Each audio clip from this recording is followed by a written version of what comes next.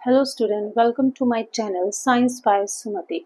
Today we will discuss about first हमारा term है average speed और सेकंड टर्म है average velocity. What is speed? Suppose एक simple सा एग्जांपल आपको हम लेके दिखाते हैं. ए, बी और सी, ठीक है. ये 10 मीटर और ये 10 मीटर. हम ए से बी में आ रहे हैं 1 सेकेंड में और बी से सी में जा रहे हैं 1 सेकेंड में. ओके, तो टोटल डिस्टेंस हमने कवर करी 10 + 10 = 20 और टोटल टाइम हमारा हो गया 2 सेकेंड. यानी कि हमने 10 मीटर पर सेकेंड के अंदर हमने ये डिस्टेंस को कवर किया. Is that clear? ये हमको समझ में आया एक एग्जाम्पल की व्हाट इज एवरेज स्पीड हम कैसे निकालते हैं. हम टोटल डिस्टेंस को टोटल टाइम से डिवाइड कर देते हैं तो हमको एवरेज स्पीड मिल जाती है. सेम ऐसे ही हम एवरेज वेलोसिटी कैसे कैलकुलेट करेंगे. इनिशियल वेलोसिटी, हम यहाँ से वहां, हमारा इनिशियल पॉइंट यानी कि जहां से हम चले और जहां पहुंचे वो हमारा फाइनल डेस्टिनेशन है. यानी कि वहां पहुंचने पर जो हमारी फाइनल वेलोसिटी, जरूरी नहीं है जब हम चले तो हमारी जो वेलोसिटी हो वो, सपोज करो जब हम चले तो हमारी 20 मीटर पर सेकेंड वेलोसिटी थी, पर फाइनल डेस्टिनेशन तक पहुंचते पहुंचते हमारी 40 मीटर पर सेकेंड वेलोसिटी हो गई. तो हम इन दोनों वेलोसिटी को ऐड करेंगे और कितने टाइम, यानी कि 2 जो है टाइम से, यानी कि वेलोसिटी का मतलब ही है डिस्प्लेसमेंट अपॉन टाइम. वहां जब हम पहुंचेंगे और उसको हम 2 से डिवाइड करेंगे तो हमको एवरेज स्पीड का पता चल जाएगा. हमारे पास अभी 2 फॉर्मूले हैं. फर्स्ट है आपका एवरेज स्पीड, सेकंड है हमारा एवरेज वेलोसिटी.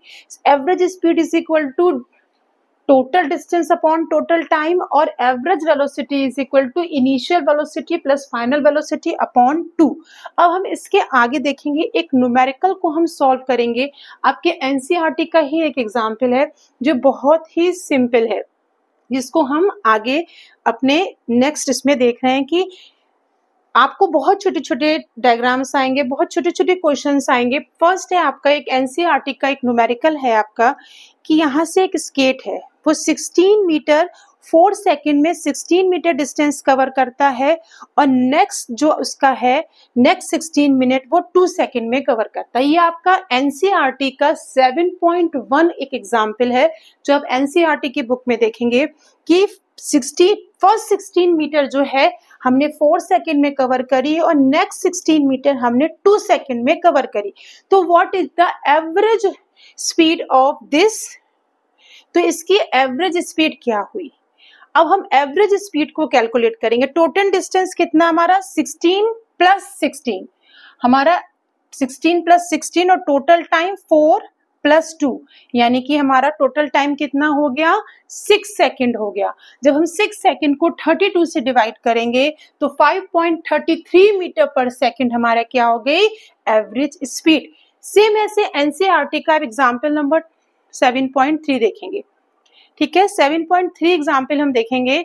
एक 90 मीटर का स्विमिंग पूल है. 7.3 क्वेश्चन है आपका एनसीईआरटी में. एक 90 मीटर का स्विमिंग पूल है, एक लेडी है, उषा है इसका नाम. ये 90 मीटर स्विमिंग पूल में, मतलब 90 मीटर इस पूल की डिस्टेंस है, मतलब उसका एरिया है. वो जाती है और आती है, यानी कि वो 1 मिनट में 180 मीटर डिस्टेंस को कवर करती है. क्योंकि 90 मीटर का है, जब वो स्विम करके जा रही है तो वो 90 मीटर कवर कर रही है. स्विम करके जब वो लौट रही है तो वो 90 मीटर कवर कर रही है इन 1 मिनट. तो what is the average velocity of Usha?